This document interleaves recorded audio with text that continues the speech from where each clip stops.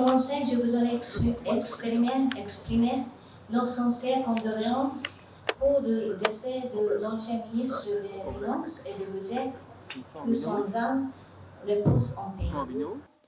L'augmentation de la productivité agricole, la sécurité alimentaire et hydraulique, l'amélioration de la santé publique, l'amélioration des services écosystémiques, une meilleure mobilité, une énergie moins chère et plus fiable, et la création de nouveaux emplois. Dans le sous-secteur primaire, l'action climatique pourrait générer environ 155 000 nouveaux emplois, mettant en évidence le potentiel significatif des secteurs de l'agriculture, de l'élevage et de la pêche à contribuer pleinement à l'économie. Deuxièmement, le coût de l'inaction est élevé, mais il n'est pas trop tard.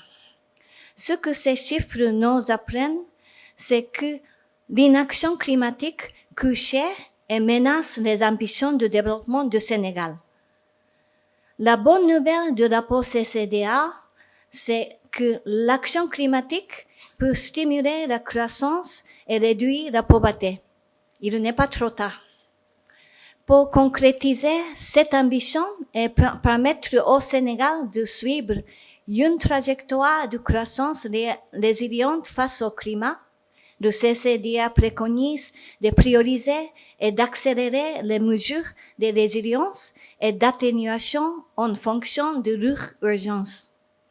Ces mesures devraient se concentrer sur les systèmes productifs, les villes durables, le capital humain, ainsi que sur des actions concrètes pour faciliter la transition énergétique. La mise en œuvre de ces mesures devrait contribuer à la transformation de l'économie sénégalaise vers un modèle plus productif, inclusif et durable.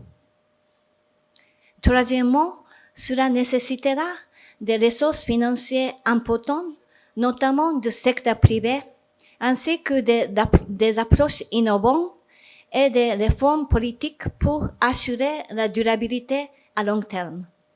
Les investissements sont estimés à 8,2 milliards de dollars sur la période 2025 et 30, soit 4,5% du PIB durant cette période, et à 10,6 milliards de dollars sur la période 2031 et 50, soit 2% du PIB durant cette période.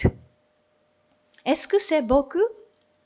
Si l'on considère que le gouvernement sénégalais consacre actuellement 4% de PIB aux subventions énergétiques, peut-être pas.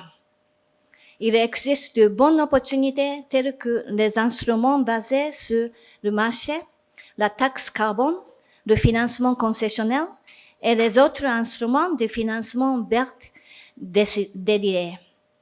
Je suis heureuse que le directeur de la SFI soit également présent aujourd'hui.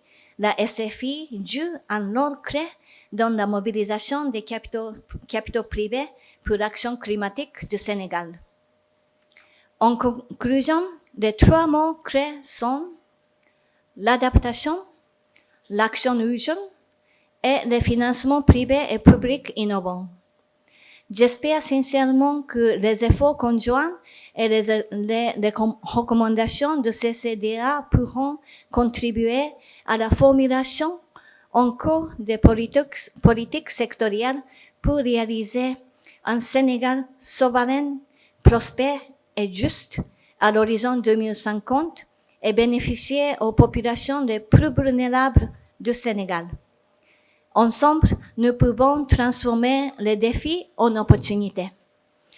Faisons du Sénégal un modèle de résilience climatique et de développement durable pour l'Afrique et le monde. Le groupe de la Banque mondiale est prêt à vous accompagner. Nous partageons l'ambition ñoo bokk yeni bi. Merci, shukran, jërëjëf.